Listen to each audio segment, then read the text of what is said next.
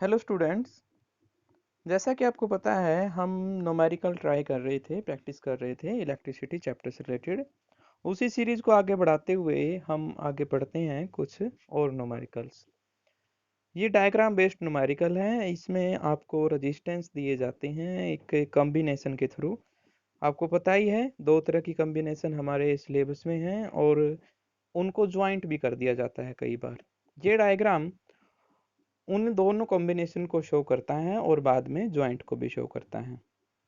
जैसे आप देख सकते हो यहाँ पे जो रेजिस्टेंस लगाए गए हैं ये पैरेलल कॉम्बिनेशन में है।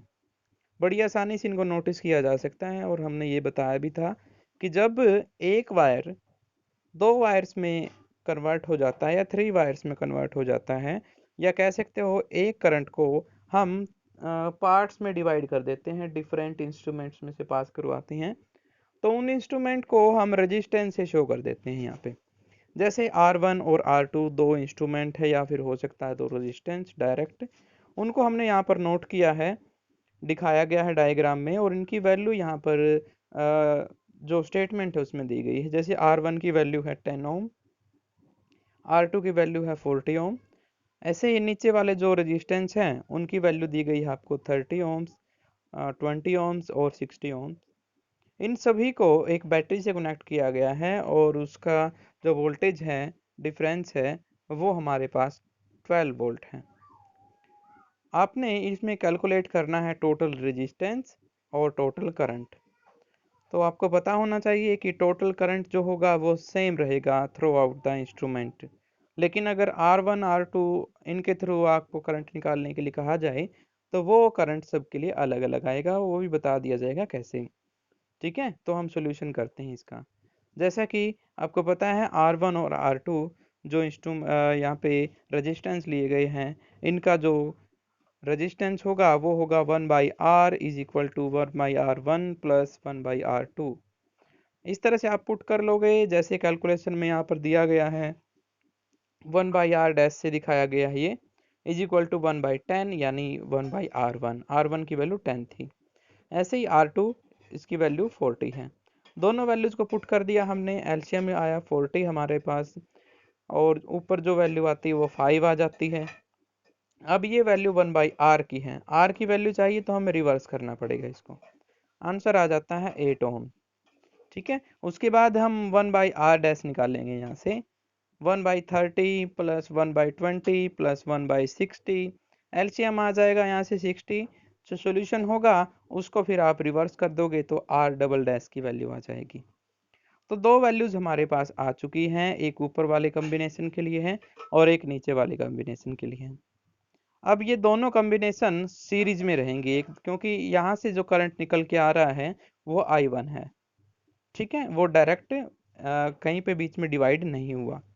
मतलब इन दोनों सर्किट को आप एक रेजिस्टेंस अज्यूम कर सकते हो, एक R डैश है और एक R डबल डैश है, क्योंकि यही रिजल्ट आया था।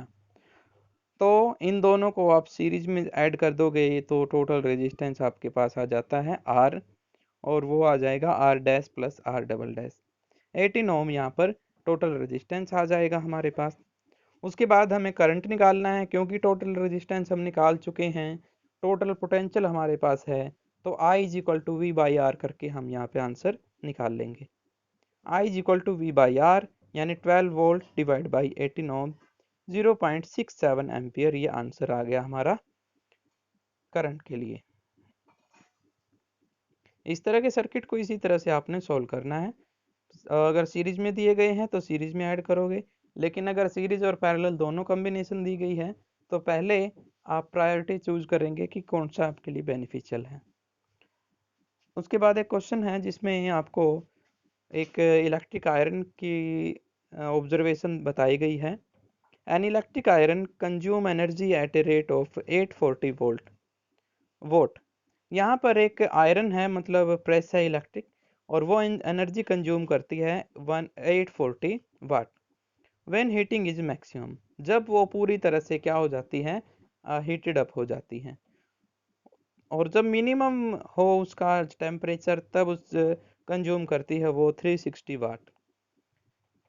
Voltage applied is 220 volt. What is the current at and the resistance in case.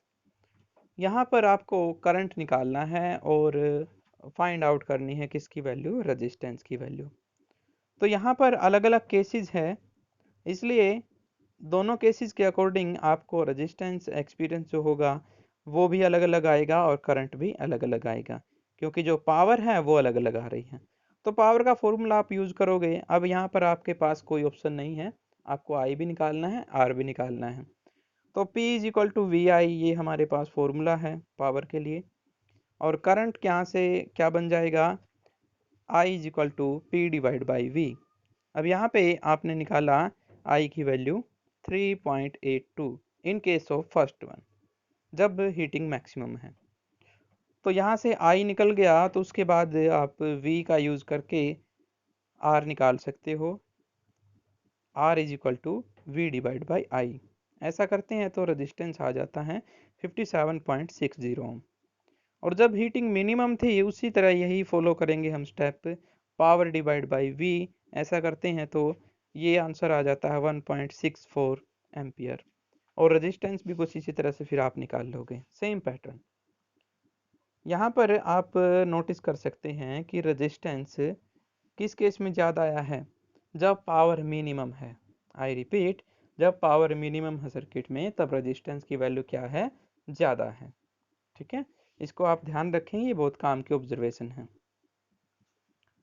कई बार ये क्वेश्चन मल्टीपल चॉइस क्वेश्चन में डायरेक्ट पूछ लिया जाता है। आपको दो बल्ब दिए जाते हैं, उनमें पावर बताई जाती है सिंपली उनकी, कि एक की पावर ज़्यादा है एक की पावर कम है, तो रेजिस्टेंस कौन से का ज़्यादा होगा। और ये पिछले साल के CBSE पेपर में पूछा भी गया था। अब उसके बाद यहाँ पे example number 12.11, 100 joule of heat is produced each second in a 4 ohm resistance. Find the potential difference across the resistors. यहाँ पर एक रेजिस्टेंस है और 100 जूल उसमें से हीट प्रोड्यूस होती है। आपको पोटेंशियल डिफरेंस बताना है। अब एक सेकंड की यहाँ पर बात हो रही है, तो 4 ओम रजिस्टर है की वैल्यू रेजिस्टेंस की, हीट यहाँ पर 100 जूल है, तो V की वैल्यू आपने बतानी है। बहुत आसान है। हीटिंग इफेक्ट में हम H की वैल्यू क्या लेते थे, आई स्क्र आर टी। अब यहाँ से I की वैल्यू निकाल लोगे रीअरेंजमेंट करके। पहले आई स्क्र हो जाएगा H बाई आर टी, और उसके बाद I की वैल्यू हो जाएगी H divide by R T, और कंप्लीट वैल्यू का रूट हो जाएगा।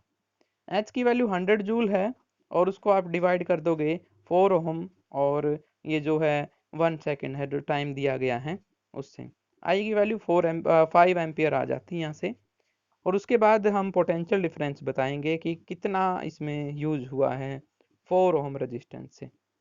सिंपली करंट और आर को मल्टीप्लाई कर दीजिए, वी की वैल्यू आ जाएगी 20 वोल्ट आ जाएगी। ये हमारे पास बहुत काम का एक क्वेश्चन था। इसमें आपको एक रेजिस्टेंस दिया जाता है या कोई इंस्ट्रूमेंट दिया जाता है और पूछा जाता है कि उसमें से कितना वोल्टेज यूज हो रहा है टोटल बैटरी का। इसी तरह से आप निकालोगे उनको। सबसे पहले करंट देखोगे कि कितना पास हो रहा है उसमें से, और उसके बाद जितना रेजिस्टेंस वो यूज कर रहा है उतना ही पोटेंशियल होगा यहाँ पे। ठीक है, जितना बड़ा इंस्ट्रूमेंट होगा उतने पोटेंशियल वो यूज करेगा, क्योंकि उसका रेजिस्टेंस भी उतना ही होगा। ठीक है, उसके बाद हमारे पास क्वेश्चन नंबर 12.12 है। यहाँ पे एक इलेक्ट्रिक बल्ब दिया गया है जिसको हमने 220 वोल्ट जनरेटर के साथ जोड़ दिया है, और इस केस में जो करंट की वैल्यू आती है 0.50 एम्पियर आती है। What is the power of bulb. बिल्कुल आसान क्वेश्चन है ये। आपको वोल्टेज दी गई है और करंट यहाँ पर दिया गया है, आपको जस्ट मल्टीप्लाई कर दीजिए दोनों को, आंसर आ जाएगा हमारे पास 110 वोल्ट। तो ये सभी वैल्यूज आप बड़ी आसानी से फाइंड आउट कर सकते हैं। उसके बाद हमारे पास जो एग्जांपल है वो है 12.13, an electric refrigerator rated 400 watt operated 8 hour per day. यहाँ पर आपको क्या करना है, एक इलेक्ट्रिक रेफ्रिजरेटर दिया गया है और वो 400 वाट एनर्जी पे काम कर रहा है, मतलब पावर पे। ठीक है, और एक दिन में ये कितने देर चलता है, 8 आवर के लिए चलता है। उसके बाद हमें 30 डेज के लिए बतानी है कि कितनी एनर्जी का मूल्य रहेगा, यहाँ पे वैल्यू रहेगी अगर 1 किलोवाट एनर्जी की वैल्यू आवर की वैल्यू 3 रेज हो, यानी 3 रुपये हो। तो सबसे पहले हम क्या करेंगे, जो वैल्यूज़ दी गई है उनको सीरीज में लिख लेंगे। पावर जो वैल्यू दी गई है रेफ्रिजरेटर की वो 400 वाट है। एक दिन में चलता हो 8 घंटे के लिए, यानी इसको मल्टीप्लाई अगर हम कर दें तो एक दिन की वैल्यू हमें पता चल जाएगी। और एक दिन को फिर जो वैल्यू आती है वो 30 डेज से मल्टीप्लाई कर देंगे। टोटल हमारे पास किलोवाट आवर निकल जाएंगे। फिर उससे फिर उसको हम किलोवाट आवर में चेंज कर लेंगे, क्योंकि वाट में निकलेगी वैल्यू। और उसके बाद हम क्या कर लेंगे, इसको 3 रुपए के हिसाब से फिर डिवाइड कर लेंगे। देखते हैं यहाँ पे क्या होता है। टोटल एनर्जी हमने निकाल ली, 400 multiply by 8 hour per day के हैं, 30 डेज के लिए वो काम करता है। आंसर आ गया हमारे पास 96 यहाँ पे 1000 और वाट आवर हो गई। ठीक है, इसको आप किलोवाट में चेंज करते हो तो 96 आ जाता है, क्योंकि 1000 से डिवाइड करना पड़ेगा। ठीक है, और 3 जीरो कट जाएंगे, 96 किलोवाट आवर बचेगा। उसके बाद हमारे पास जो वैल्यू है 96 किलोवाट आवर, 1 किलोवाट आवर की एनर्जी की जो वैल्यू है हमारे पास वो 3 रेज है। तो 96